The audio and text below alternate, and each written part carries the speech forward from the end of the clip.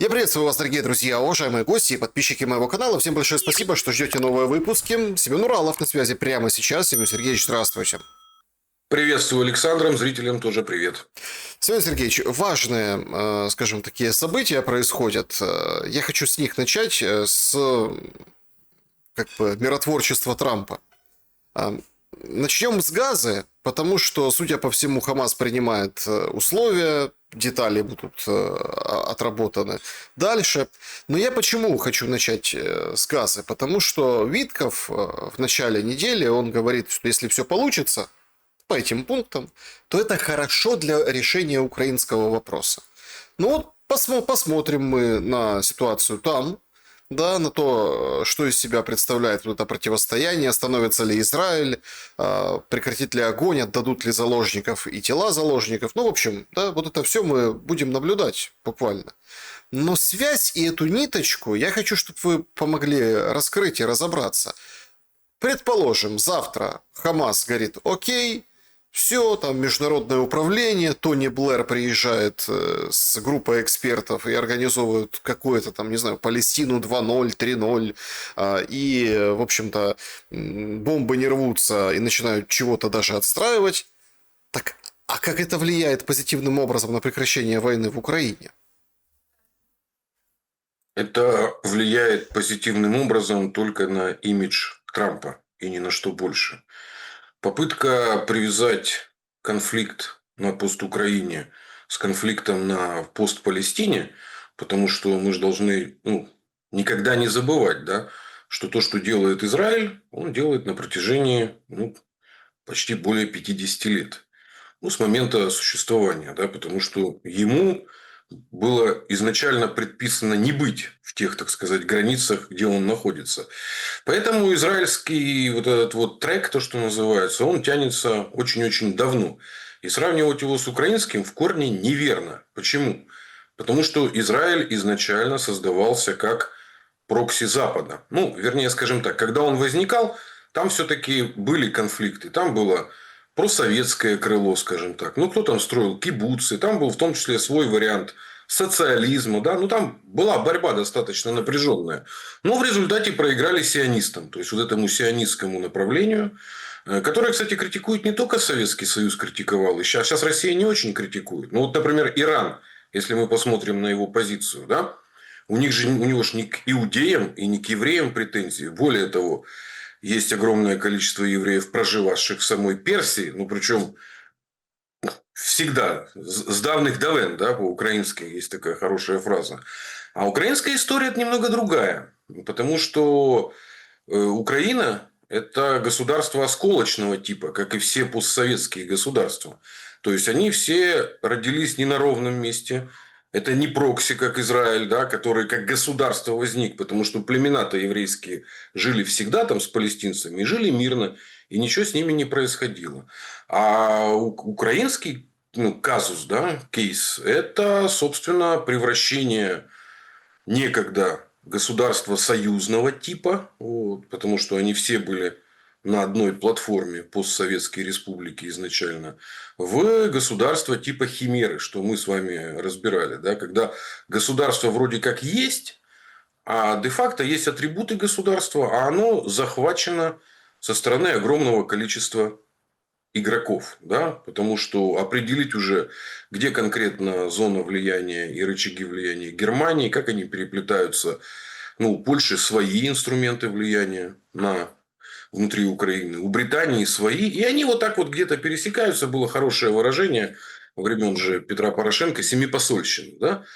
Когда это было прям все имплементировано как форма управления, да, что любые эти самые реформы, все, что угодно, вы будете согласовывать, значит, с послами сначала.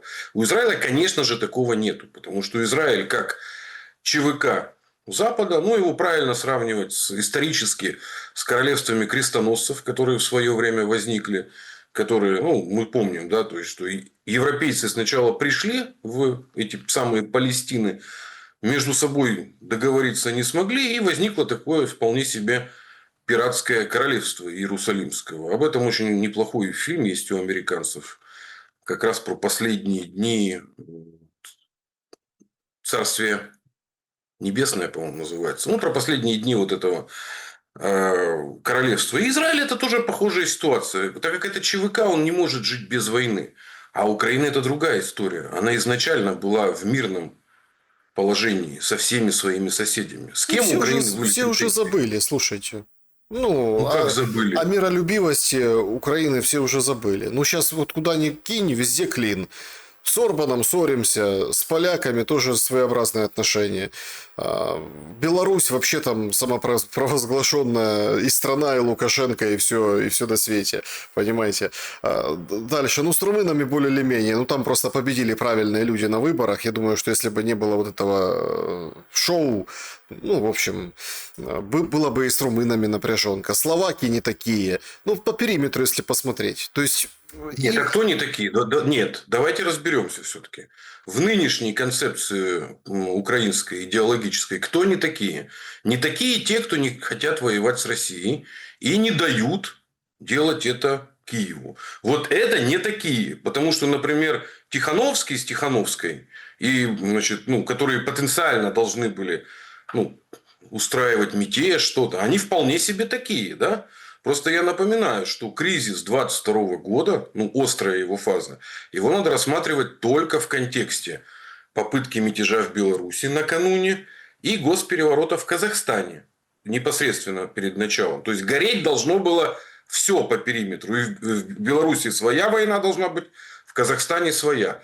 И то, что погасили два фронта, ну так, пригасили, скажем так. Ну, в Белоруссии погасили, а в Казахстане там сложные процессы происходят. Поэтому Украину надо сравнивать с соседями постсоветскими, то есть с Казахстаном, с Арменией, с Грузией и с той же Белоруссией. Ну, может быть, с Молдовой. И единственное, на что можно, так сказать, ну, проводить аналогии, это, конечно же, с Молдовой. Вот. Потому что если бы пост-Украину оставили бы в покое после 2014 года, то с Крымом и с ДНР и ЛНР были бы такие же отношения на уровне общества, как в Молдове отношения с Приднестровьем. У кишиневцев нет никаких проблем. Я сейчас говорю не про соросят, не про политизированных румын.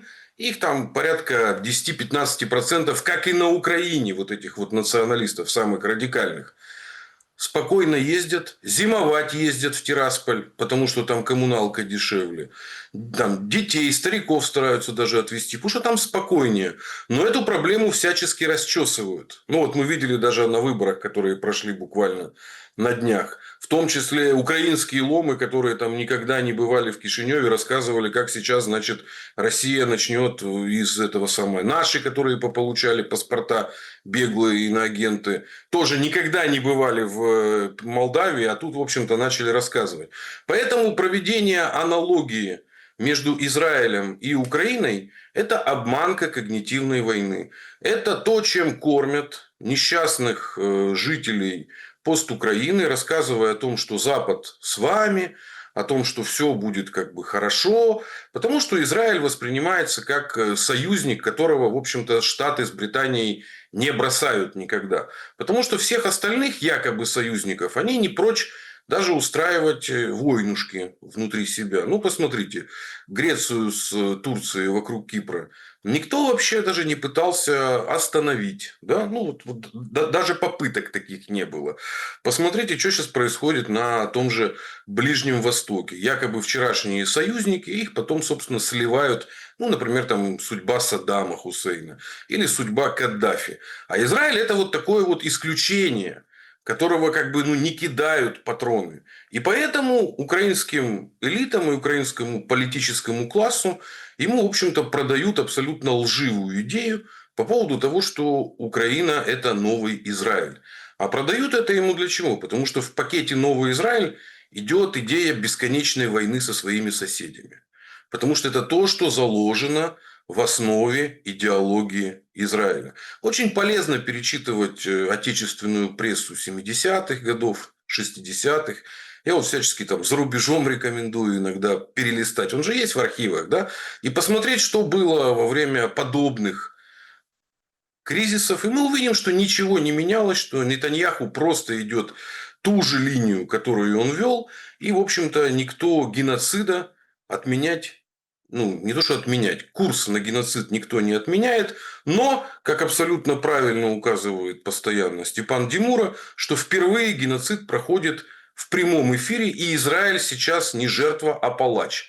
И вот это их, конечно же, очень серьезно напрягает, потому что это приводит к дестабилизации внутри, но это особенность, так сказать, электоральных демократий, когда у тебя происходит откровенное преступление, особенно в прямом эфире, надо со своим обществом что-то делать. А кто жертва и палач сейчас на 4-м году войны? Израиль ведет себя абсолютно как палач. Мы уже Не-не, в видим. российско-украинском измерении.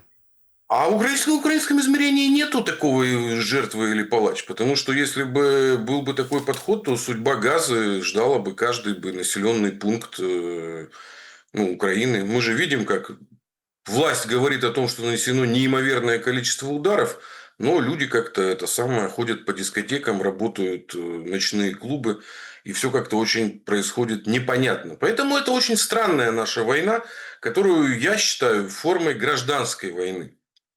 Это, кстати, и наше руководство видит определенные черты гражданской войны. А специфика гражданской войны в том, что ты не понимаешь, где проходит линия фронта. Это очень хорошо описано у всех. Киев уже был эпицентром гражданской войны, и Одесса была. Нужно просто открывать Паустовского, Булгакова, перечитывать, смотреть, как жил город.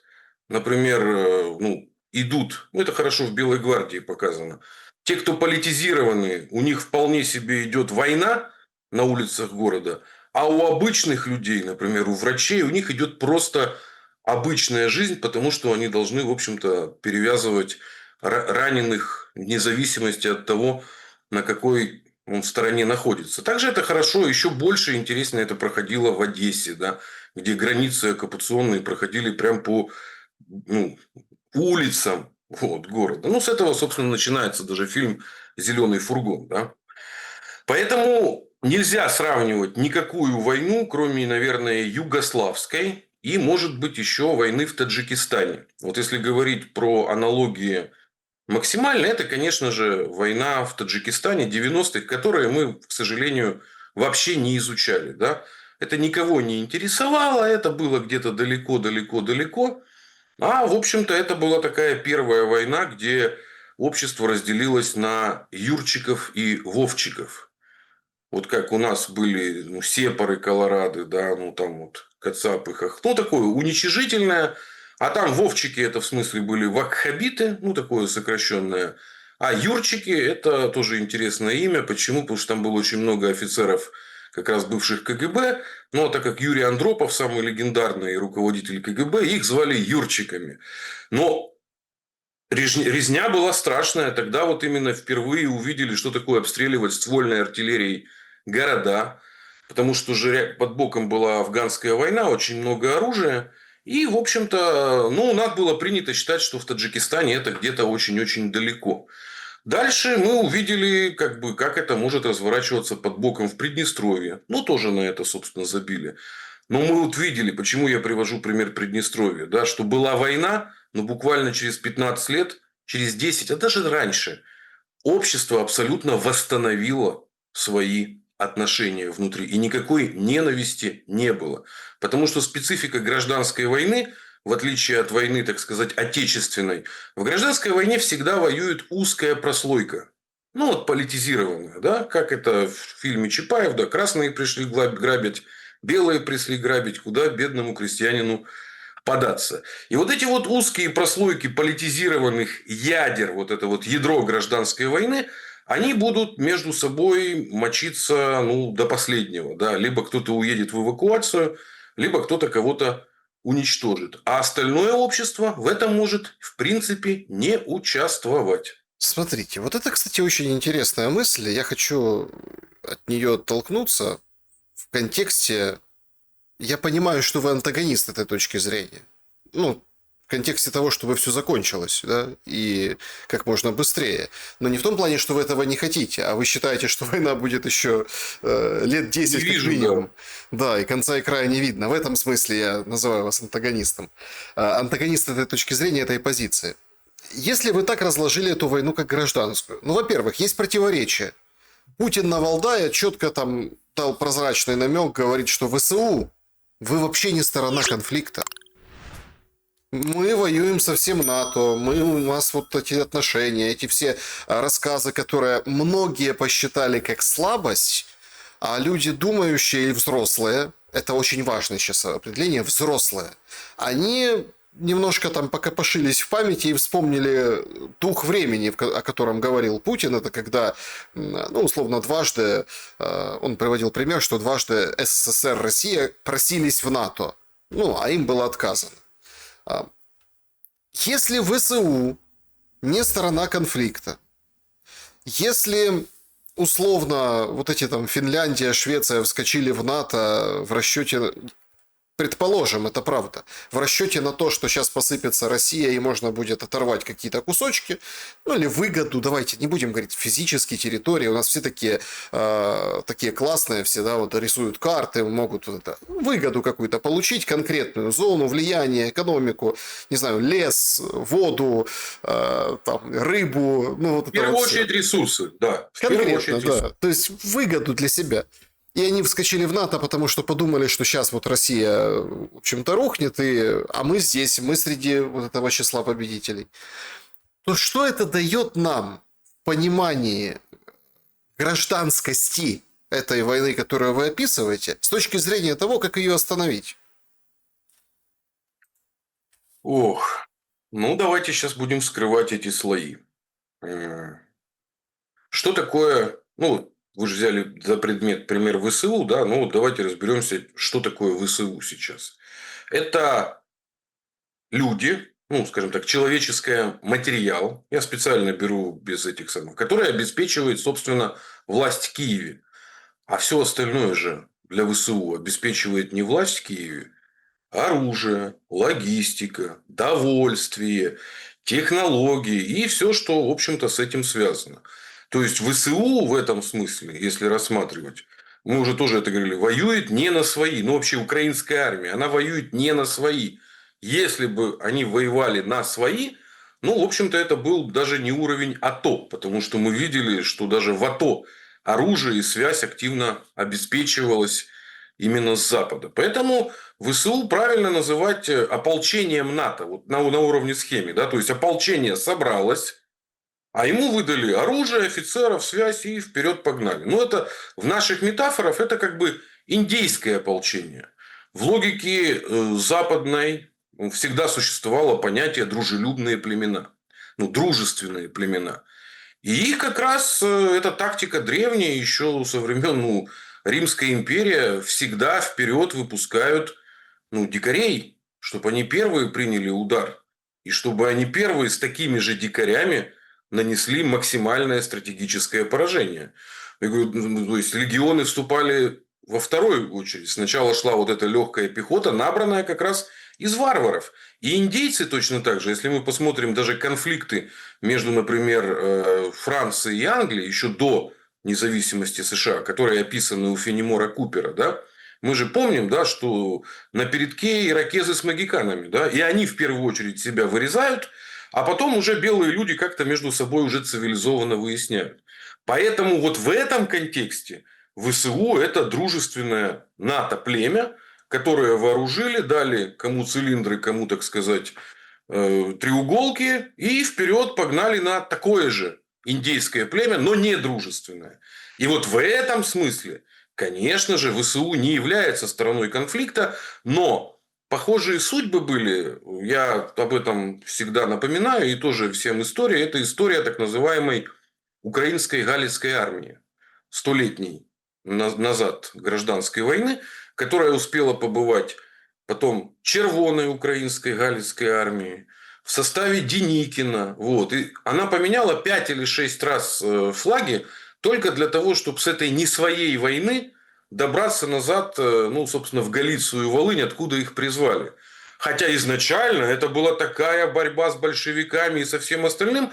Но как только рассеялся морок, когда уже, ну, и Петлюра сбежал, там же тоже были свои иллюзии, что сейчас вот Америка нам допоможе. Ну, прекрасный фильм «Щорс», я его всем рекомендую пересмотреть, особенно заседание, ну, правительства Петлюры в Киеве, да. Все те же методы, за граница нам поможет, значит, во всех церквях звонить молебны, и мы, значит, переможем. Поэтому в этом контексте, конечно же, ВСУ не является. А вот те, кто допустил то, что бывшая часть, так сказать, единой некогда армии, ну, для истории это всего 30 лет. И даже сейчас мы видим, ну вот Сырский, где у него вся родня? Ну, где? В России. Поэтому, конечно же, наибольшими предателями и с точки зрения истории, и я надеюсь, и в этом наша задача в том, чтобы покрыть их именно позором и презрением, это те самые индейские вожди, которые пошли на сделку с бледнолицыми братьями. А этот первый персонаж был, с моей точки зрения, Леонид Кучма. Потому что это первый человек, который, собственно, сдал республику в 2000 году вот, конкретным марионеткам Запада. Ну, оттуда уже все и посыпалось. Поэтому я-то считаю, что эта гражданская война идет где-то с 2001-2002 года. Ну, вот оно было тогда оформлено в Украину без Кучмы, но уже первый Майдан 2004 года, он уже был антироссийским, он был антирусским. Ну, как это? Не ссы в подъезде, ты же не донецкий. Вот у меня вешали на Оболоне, я тогда жил в 2004 году на выборах, и у меня вешали вот на подъезде такую штуку, да? Для чего? С целью расчеловечивания части, ну, своих сограждан. Это 4-й год. Поэтому много экспертов украинских, они вот начинают видеть эту войну только с 22 года. Но я считаю, что это сильное самооблучение. Просто пока, так сказать, до тебя не добралась эта история, да, то тебе кажется, что это все хихоньки-хахоньки. Ну, вот как, например, это видно же по судьбе Олеся Бузины. Его же застрелили в каком? В 15 году. Да. А первый раз его пытались бить, да, очень жестко за книгу. Народные депутаты тогда. Это какой? 2002 или 2003 год? Вообще давняя история. А они уже вполне конкретно. Или, например, был такой персонаж Червоний, которого молния убила. Помните такого персонажа? Вот, депутат многолетний. Ну, так он же убил священника еще в конце 80-х. Там проломили голову, когда на Волыни храмы захватывали. Там же была своя история, да, своя гражданская война. И поэтому просто не все ее на постукраине почувствовали. Например, священники приходов на Западной Украине почувствовали ее еще в 92-93 годах, да, когда в том числе даже храмы, ну там же был вопрос по униатской церкви, то есть кому какие храмы, и там вполне людей били и уничтожали. А вот, например, Кирилл Арбатов, руководитель Русского молодежного братства во Львове, был найден повешенным еще в 2014 году в Закарпатье. И до сих пор неизвестно, почему он повесился якобы. Он со Львова сбежал. Я его был с ним знаком. Вот. Он там активно против Майдана выступал. Вот это вообще незаметная была смерть. Поэтому на руках у людей, которые сейчас в ВСУ превращают вот это вот племя дружественных индейцев, на них, в общем-то, и лежит вот эта вся основная кровь. Почему? Потому что они учились в советских еще военных заведениях. Они прекрасно знают, что такое армия России. Они прекрасно учили истории, прекрасно понимают, что ну, мы не отойдем, потому что это стратегическая история. Ну, у нас 39-й год история, почему мы двигали границу на запад. Да? Вся история России, формирование ее как империи, это история войн на Западе. Вот. Причем с разными игроками. От Швеции до Турции. Ну, имеется в виду на западных границах. И никто у нас об этом не забывал, и поэтому никаких иллюзий, что в 91 году началась какая-то новая реальность, ну, может быть, какое-то время оно и было. У тех элит, которые Сегодня, были. сегодня же 32 года, да, как стреляли по парламенту, кажется. Тогда Ельцин, этот Грачев, письменный приказ. И когда вот это все ну, перевернулась в сознании эта картинка выстрела из танка кумулятивным снарядом, она вот так в исторической как бы хронике, да. Эта гражданская война началась уже внутри Советского Союза, да. Она началась еще активно в Литве.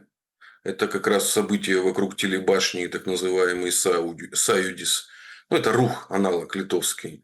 В Грузии. И была удивительная смычка националистов периферийных, то есть Украина, Прибалтика, Грузия, Армения, и Ельцина, ну то есть так называемых новых демократов, которые совершили как бы глубокое предательство по отношению к партии, которая их вывела в люди.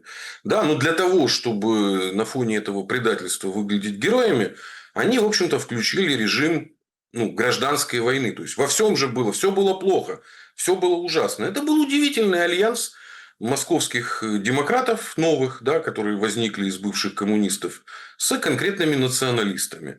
И поэтому в этом смысле винить можно только самих себя. Потому что это в России, в том числе, ну, как самой большой части единой страны, выпустили вот этот вот националистический либеральный угар. И поэтому то, что как у нас сейчас проходит, в том числе зачистка, так сказать, внутренняя, ну, так посмотрите, вот Чубайс ушел, так сказать, ну, безнаказанным. На днях, кстати, умер Коротич. Это же главред Огонька. Вот это была одна из главных мразей, которая уничтожала именно наше общественное сознание и чувство единства. Потому что Огонек – это было вот одно из худших вообще элементов расчеловечивания, которое было в постсоветском пространстве. Да? И вот получается, что Коротич свое грязное дело сделал. Он же сбежал еще во времена ГКЧП, там, когда случился путч, он в это время находился в командировке в Штатах.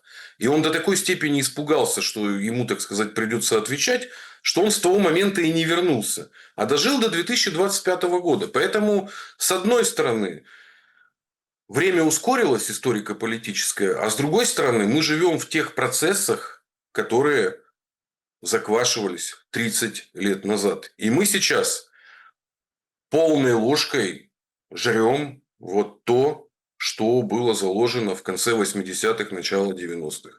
Поэтому мы еще в начале пути этого кризиса. Я хотел уточнить по поводу национализма ваши, ну, в тот момент, когда вы приводили эти аргументы. Люди задают вопросы периодически, и это прям интересно. Ваше мнение интересно, а почему идеи национализма, условно, или там бандеровщины, да, вот это вот, в том понимании идеологическом, которое мы вкладываем, не в структурном, ну, там, националистическом, а в идеологическом. Почему они, ну, не так популярны или не так, как бы, въедаются на западной Украине, как на восточной? Ну, вот этот из Мелитополя же, да, там Донцов, да. и Судоплатов, и Донцов, понимаете? То есть, ну, вот в таком духе. Почему, условно, почему получается? Вот это, кстати, очень интересный вопрос. Вот вы вот, как писатель, да, вот это вот нашумевшее, и, конечно, поразили всех эти кадры, вот эти какие-то непонятные, они ли под чем-то были, вот эти женщины, которые бегали по Петровке и приставали к пенсионерам, книги изымали и жгли. Фактически, ну, это грабеж. Ну, то есть, стоит предприниматель с лотком, он там что-то продает. Там вообще 3 калеки на том рынке. Это не та Петровка, которая там мы знаем раньше, там имеется в виду довоенная. Но тем не менее. Ну, тем более, сейчас не Петровка, а Почайна. Ну, вы поняли. Они прибегают, забирают этот товар, давай его сжечь, и с криками там русский язык и так далее, и так далее. Я не понимаю, как это работает. Как вот, что может условно... Ну, все же примеряется на себя, да? И вот каждый сам себе же может, вот нас слушая, вопрос задать. А что нужно такого сделать? Или насколько должна быть обалденная идея, чтобы конкретно вы, уважаемый зритель, ну вот я, там, Семен Уралов, взяли бы вот эти идеологические штампы, напялили на себя вот этот клоунский типа костюм дезинфектора и пошли, так сказать, кошмарить дедушек и бабушек за то, что они вынесли там что-то продают, и каких-то предпринимателей, которые и так рынок книги в Украине, да, то есть убитый, хоть как-то занимаются этим, ну вот этим, да, бизнесом, а не каким-то другим. Ох, с одной стороны, сложно ответить, что должно произойти, а с другой стороны, достаточно легко, потому что этот эффект появился, ну, вместе, нации родились вместе со СМИ, плюс-минус. И их активное влияние, то есть будущих телевидений, газет, оно, собственно, начиналось в конце XIX века с того, что вокруг разных народностей, вот, которые жили вокруг языков, которые в конце XIX века начинали формироваться, и возникали нации. На самом деле, кроме языка, никакого маркера по большому счету нету.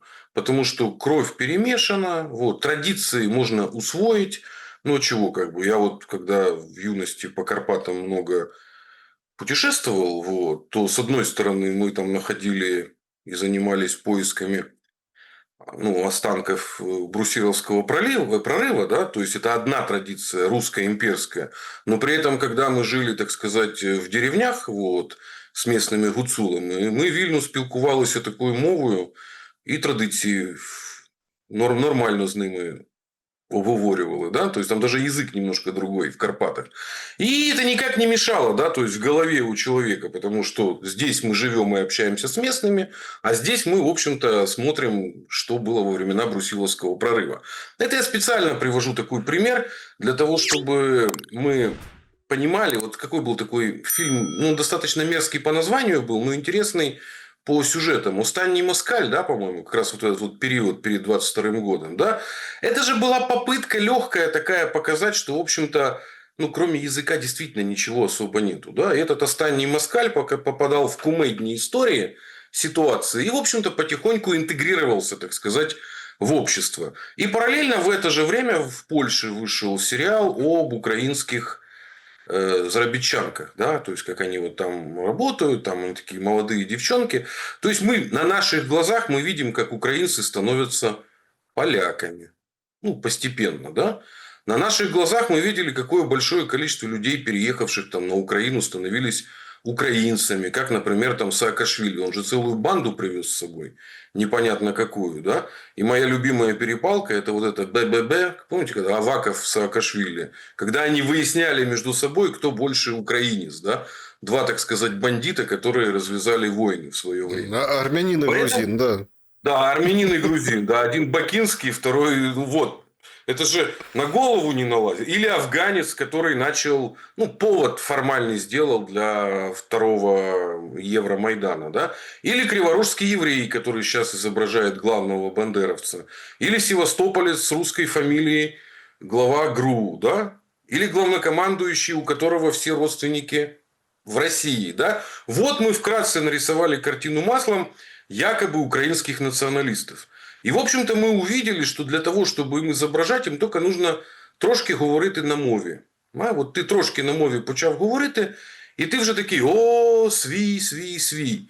Но, если бы эти люди действительно говорили на мові, і действительно знали би українську мову як культурну, ну, базу культури, тобто вони почитали би Загребельного, вони би почитали би Панаса Мирного, вони би почитали би, ну, безліч справжньої української літератури, тому що знати українську мову, ну, то есть владеть речью, болтать вот так вот, это несложно.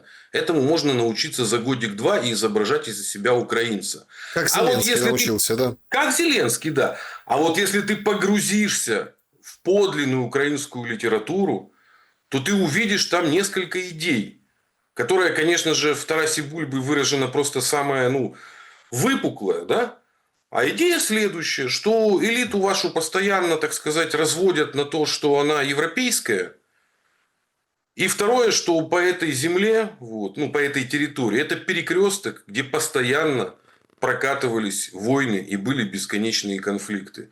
И потом на выходе, в общем-то, мы увидим, что всегда упорядочиванием этой территории занималась Русь Северная, назовем ее так.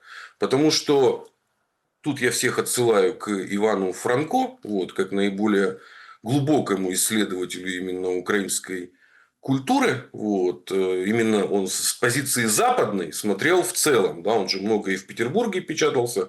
Он, в общем-то, давно еще зафиксировал, да, что родилось, так сказать, два больших языково-культурных пласта, из которых южный потом интегрировался в северный. Это произошло где-то вот во времена вторая половина 18 века. А вот южный культурный пласт со своим наречием, языком, то, что потом стало украинской мовой, скажем так, да, он испытывал огромное влияние польского в первую очередь, и откуда, собственно, и пришли основные все идейки национализма.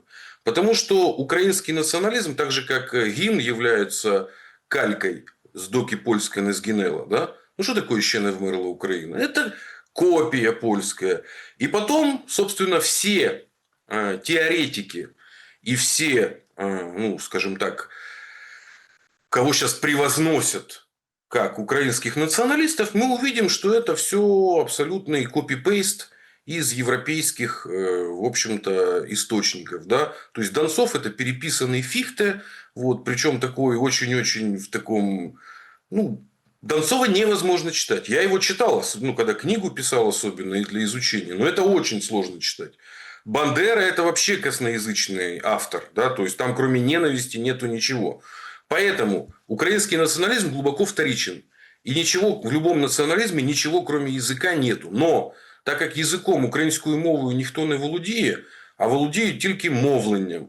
И мы разбирали эту проблему, да? Вот в русском языке речь и язык очень четко отличаются. Мы же даже когда в первых классах учим, у нас учебник называется «Родная речь».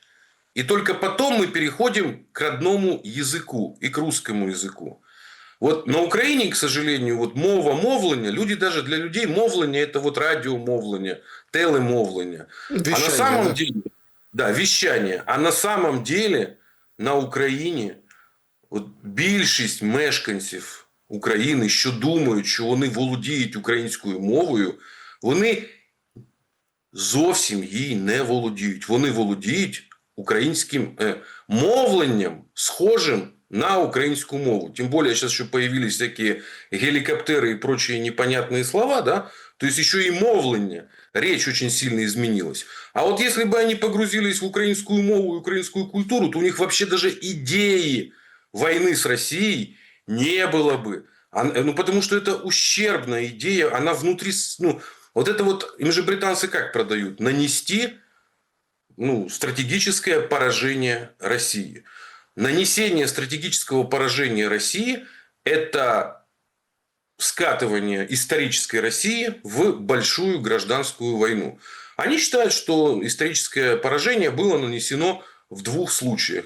Первый случай – это смутное время, когда удалось провести в том числе даже на трон польского, так сказать, царевича. И второй раз – это после февральской революции.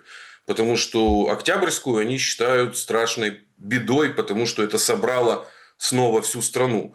А вот то, что было после февральской революции, когда белые с Махно, монархисты с февралистами, а они в это время осуществляют, собственно, свою интервенцию. Да? Она же была везде, если мы посмотрим. Это вот просто на Украине были самые жесткие бои, да? Но она же была и в Мурманске. Американцы высаживались на Дальнем Востоке, что очень важно. Японцы там же собирались, в общем-то, участвовать. Поэтому там были... англичане работали через Среднюю Азию. То есть, у них они активно поддерживали как раз вот это вот басмачество. Со стороны Афганистана. Поэтому их стратегия, чтобы на всей этой территории исторической России шла гражданская война. А к чему они готовятся? У них же давно уже наш Лебедев стал графом сибирским. Вот. Надо, чтобы после большой гражданской войны индейцы себя максимально самоуничтожили, а потом к ним приедет индейская элита, которая уже в Лондоне давно, так сказать, цилиндры надела и признана полусвоей, такой полуколониальной. И поэтому это ничем не отличается от того, что мы находим у Кулеша, Вот, например, ну или, например, историю запорожских казаков Яворницкого надо обязательно почитать. И тогда мы увидим, что это, в общем-то, повторяется каждое столетие. Ну, вообще, история в этом смысле циклична. Вот, начиная с того, как мы начали выходить из вот смутного времени, каждые 100 лет в начале века у нас большая заруба. Но редко в ней кто участвует добровольно. Вот обратите внимание, прибалты финансировать готовы. Там дроны как-то втихаря, скорее всего, там, участвуют в запусках. А воевать не готовы. Ну, никто ж не спешит открыть второй фронт в Прибалтике, да? Потому что у всех есть историческая память. И у финнов есть историческая память. Чем им пришлось рассчитаться за блокаду Ленинграда в свое время. Поэтому пока что вперед пусть идут индейцы в цилиндрах. Мы им поможем. Пусть идет эта гражданская война. Ну, еще армяне на подходе. Вот тоже еще одни как бы дурочки исторические. Ну, там Армению это такая тема, знаете. Тут же вещь, понимаете, Украина как вещь в себе, понимаете, вот в этом отношении. Я вот хочу какую мысль провести, потому что она важная, мне кажется.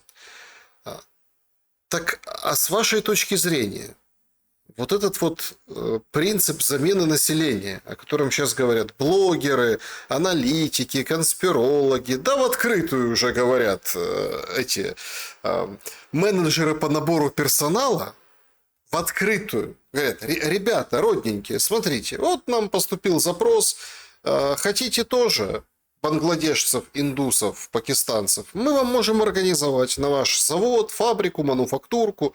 То есть нормально, разрешение делаем на работу, все хорошо, будете платить.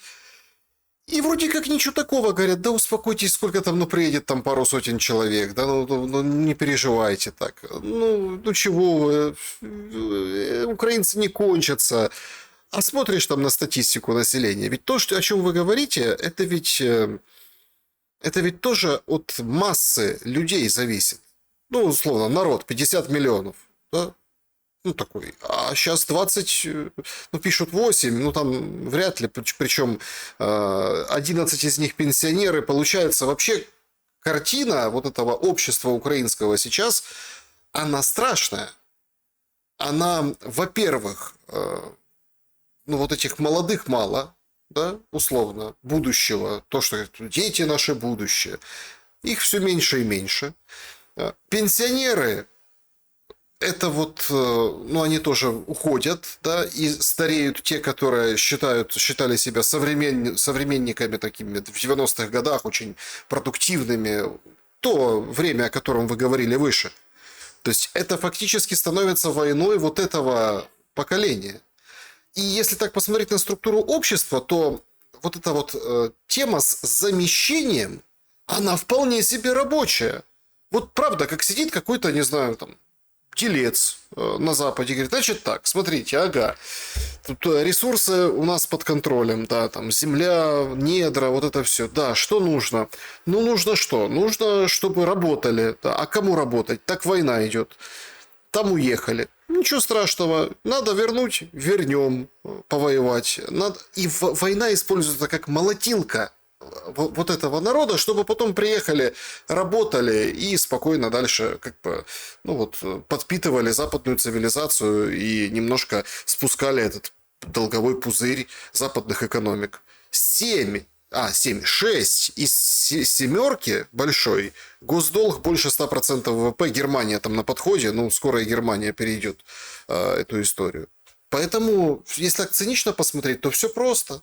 Тогда у нас возникает нарратив другой. Украинцы должны, бороться за выживание. То есть не с русскими и с москалями, и с вот этими ненавистными орками, как там, да, пропаганда рисует, а чтобы выжить. А это ведь другая борьба. Жителям, ну, надо разделить тех, кого называете вы украинцев, да, на тех, кто находится извне, и тех, кто находится внутри, да. Те, кто находится внутри, это заложники. Ну, если ты не выгодополучатель этого бизнеса, то, что вы описали, это вот, ну, я схематически называю это биореактор. Да, так оно и есть. Превращение людей в деньги, активы. Вот. Поэтому, да, внутри находишься, твоя задача главное петлять и, так сказать, не попасть в жернова вот этого биореактора. А те, кто находится вовне, вот, и в этом смысле избавились от, ну, такой угрозе прям жизни, да, ну, вот, то есть физических угроз, им как раз нужно самоопределяться, ну, вот, потому что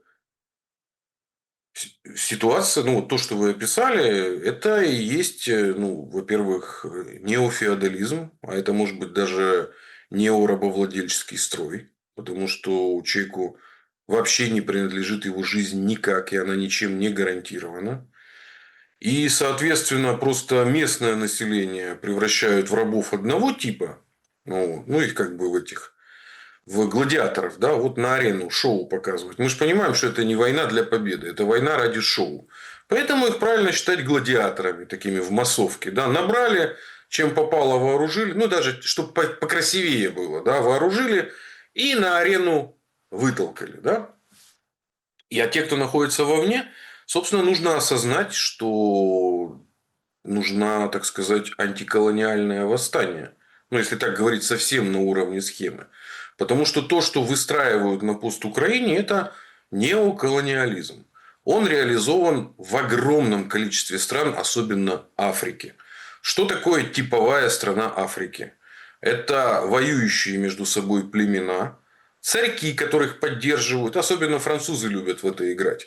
Вот. Но они как бы специалисты как раз. Ну и вообще вот эта тема когнитивных войн, которую я изучаю, очень много специалистов именно из Франции. Но это традиция давняя, еще со времен, нам еще Дюма об этом много пишет, да, потому что ну, вот приемы, которые применяла Миледи в трех мушкетерах, да, это во многом и есть приемы той самой когнитивной войны, ну вот именно на уровне самой, так сказать, схемы. И вот племена между собой воюют, царькам дают возможность бабки хранить в Париже вот, или в Брюсселе, а родники контролируются иностранными корпорациями, где работают местные и точно так же завезенные из соседних племен. Почему? Потому что Запад весь 19 век и до 1968 года на самом деле больше всего хозяева жизни боялись профсоюзов и забастовок. Это сейчас мы живем в период, когда вот уже в самой Европе заменили население большим количеством вот приезжих. Это же и у нас происходит. Ну, для чего у нас везут всех таджиков с узбеками, да? Потому что человек, который оторван от корней, от семьи, от своего, так сказать, общего культурного слоя, он абсолютно управляем. Потому он сидит в своем вагончике строительном, никуда не дергается, вот, работает от сих до сих, а самое главное, он никогда не организует никакую ни профсоюзную. За свои права он бороться не будет. И поэтому из него можно высасывать все соки. Потому что местные, извините меня, если их будут сильно эксплуатировать, то они еще могут много чего устроить. Вот, например, в Киргизии национализировали золоторудный рудник Кумтор не так давно, хотя он попал в колониальную зависимость еще с 92 года от канадцев, когда в бюджет попадали там минимальные платежи, а золото вообще напрямую уходило на мировой рынок. Сколько потеряла Киргизия? А все это попало под шумок великой евроинтеграции. Потому что киргизам внушили, им нравилось верить, что они будут среднеазиатской Швейцарией. Ну, вот как Украина верила, что она станет второй Францией. В Киргизии на полном серьезе это прокачивали, что мы станем, значит, второй Швейцарией. Вот. Но в результате это обернулось тем, что рудник Кумтор, один из крупнейших вообще, это мирового масштаба производства, это же Тяньшань, очень высокие горы, там ледники, то есть там мощнейшее производство. Вот 25 лет кормило каких-то канадских инвесторов. И вот в Киргизии молодцы, новая власть, что им хватило воли вернуть золотой рудник в собственность государства. Похожие процессы происходили в Казахстане, где под видом о том, что тоже будут сильно интегрироваться, местную, это аналог Криворожстали, Карагандинский металлургический комбинат. Это крупнейший, это был Криворожсталь, Магнитка и КМК. В Советском Союзе это были крупнейшие. Еще, наверное, Норникель. Это совсем на севере. Его отдали тоже под приватизацию, вот, по принципу, значит, разделения прибыли. Куда уходили деньги, непонятно. Назарбаев, тогда вечный президент, он рассказывал, как мы интегрируемся, в общем, в мировую экономику, но по факту пару лет назад пришлось тоже национализировать, потому что непонятно, куда уходили бабки в стране, да, и у нас похожие вещи происходят. Поэтому, а то, что вы описали, это обратный процесс. Это процесс неоколониального закабаления. То есть, местное население сжигается в конфликтах, не обязательно военных. Туда же, это они отработали на Китае, это опиумные войны. Наркотики. Ну, что такое химпром? Посмотрите, это же параллельно образовалось. То есть, жители же пост-Украины ее уже убивают не только оружием, да, это ЦК, его еще убивают тотальной химизацией. То есть, уже непонятно, что происходит с этими людьми. А там же эта система, которая воспроизводится, ты там на эту тему присел, становишься закладчиком, потому что денег у тебя нету, да, и ты начинаешь в эту сеть, в общем-то, втягивать. Ничего нового нет. Опиумные войны в Китае, вот, когда целое огромное государство, цивилизация чуть не сделали, ну, прибрежные города особенно, там сопротивление возникло. Это было не так давно, это было в начале прошлого века. Об этом, собственно, все есть. Поэтому местное население должно быть деградировавшим. Оно должно не знать своей подлинной культуры и мовы. Оно должно владеть только мовленнем. Потому что если, не дай бог, оно свои основы мовы изучит и культуры, то там оно поймет, что, блин, ну, что ляхи в очередной раз Андрійка розвели вместе со всіми. Поэтому цього знати не треба. Треба знати польові дослідження українського сексу і тупі шуточки, значить, із 95-го квартала. І це буде вам мова. Но для того, чтобы мы не испытывали иллюзий, что это Запад такой плохой, он типа против нас, нет. Эти технологии оскотинивания населения, оно применяется в первую очередь внутри себя. Ну, посмотрите вот эти видосы в городах, где вот эти вот люди-зомби, зависшие от какой-то непонятной новой дряни, как она называется, фенол. Ну, вот где люди прям вот часами. Это Ну, вообще непонятно. с чем Трамп типа борется и будет вторгаться в Венесуэлу, да? Да, да. И ради этого нужно вторгнуться в Венесуэлу. Да? То есть, надо не зачистить внутреннюю, так сказать, сеть, мафию и все, что с этим связано, и с Мексикой, как это интегрировано, а бороться нужно с Венесуэлой, потому что Штаты, я напоминаю, ну, 100 лет назад у них была очень серьезная проблема возможностей там социалистических, ну, там, революций, не революций, но виднейшие люди своего времени, всем надо прочитать Джека Лондона «Железную пету».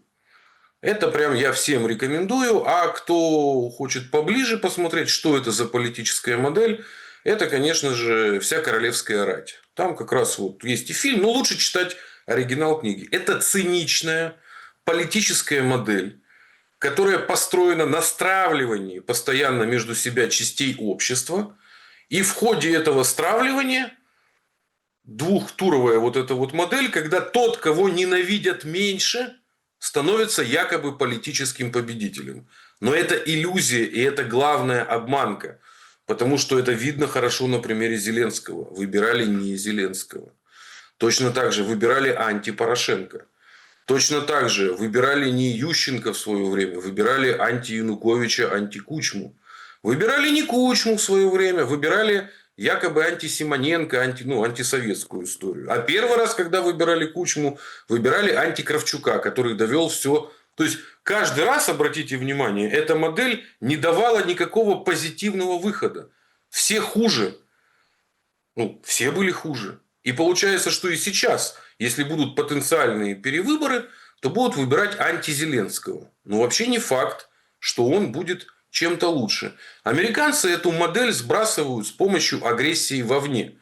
Ну, то есть, там каждый президент агрессию спускает на выборах как свисток в пар, вернее, как пар в свисток, а в обществе агрессию на внешний контур. То есть, им всегда нужен какой-то враг, с которым надо воевать. И вот, а Украина это же, ну, вторичная колонизированная страна. Куда им это все девать? Только войну с Россией. То есть, ты же не можешь придумать какую-то виртуальную войну там, с лихорадкой Эболой, там, с каким-то там потеплением глобальным, еще с чем-то. Поэтому приходится, в общем-то, быть колонизируемым внутри этой модели. А есть иная модель политическая, где выборы и политическая конкуренция воспринимаются как присяга. Ну, то есть мы не конкурируем, мы как бы присягаем. Ну, и та, и другая политическая модель может зайти в глубокий кризис. Это очевидно. Но как минимум та модель, которая, ну вот как присяга, она, по крайней мере, не сильно простого человека, ну, мозги ему, короче, засирает, да? Ему не надо вот эту вот постоянную устраивать медиамашинку, что за кем следи, политизировать.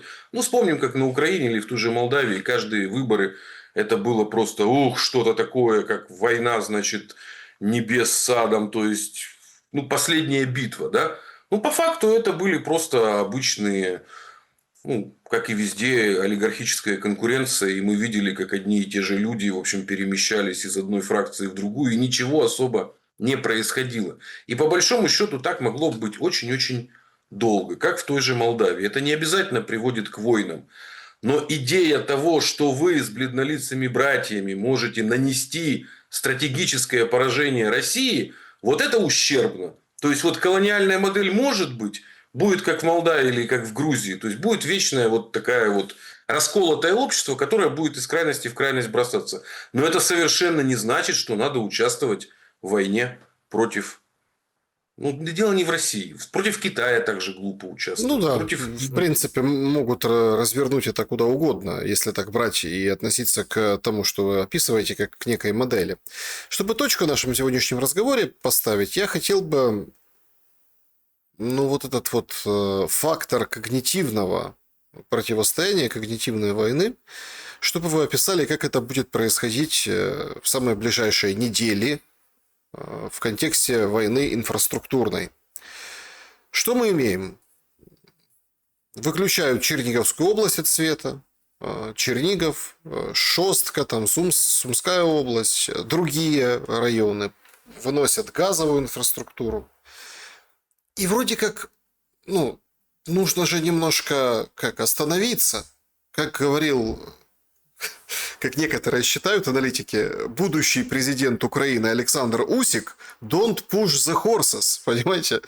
То есть, нужно как-то немножко остепениться, немножко посмотреть по сторонам, оценить убытки, понять, что к чему. Выходит Зеленский и говорит, ой, вей, все там сбили половину или ничего. В общем, показатели ПВО ужасные. Особенно, когда вот летит по вот этим объектам. А потом приглядываются, а их же должны были накрыть, закрыть, ну, в общем, убрать, спасти. А там ничего не сделали. Какие-то сетки с набитыми вот этими щебнем, да, вот эти вот, как бы, ну, в общем, даже не бетон. Черти шо. И говорят, ой, давайте искать коррупция. А пока вы ищете там коррупция, кто-то на чем украл, этого уже не найдете. Лупят и лупят новые и новые объекты. И Россия это делает планомерно. Вот сказал же Путин про Волчанск. Вот пошли атаковать Волчанск. Сегодня сообщение оттуда. По поводу, что делает Украина, да, как бы взамен. Беда же будет. Говорит, ничего страшного, зато мы поразим много целей на территории России.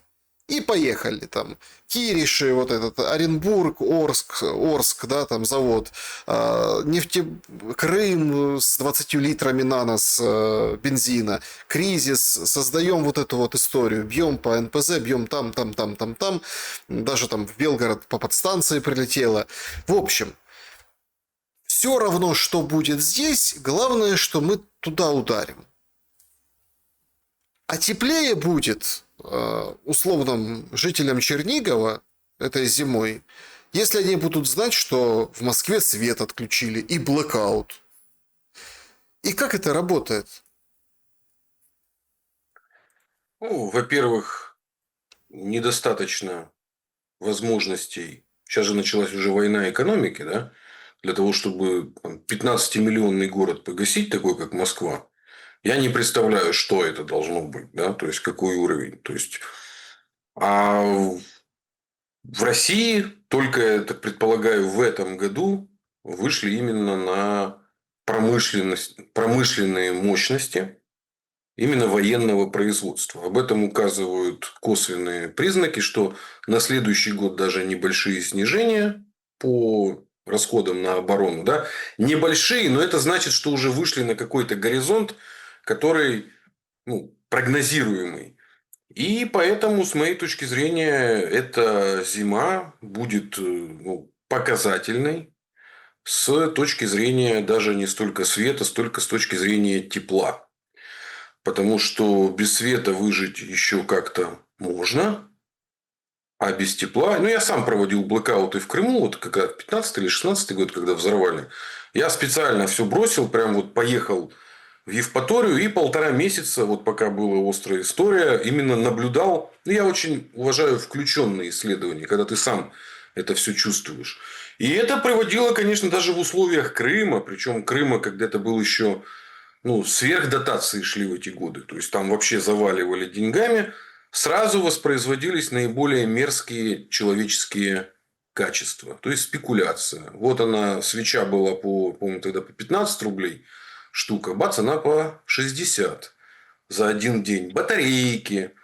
И прочие вещи. То есть, история с войной инфраструктуры, она еще запустит в тылах очень мерзкие процессы разложения человеческого общества. Появятся банды мародеров в том числе. Если начнется вымерзание городов. Тут я уже не крупный, небольшой специалист, но я так понимаю, что самый главный вопрос – это вопрос перетекания электроэнергии из Западной Европы, которая рассматривалась как резервная.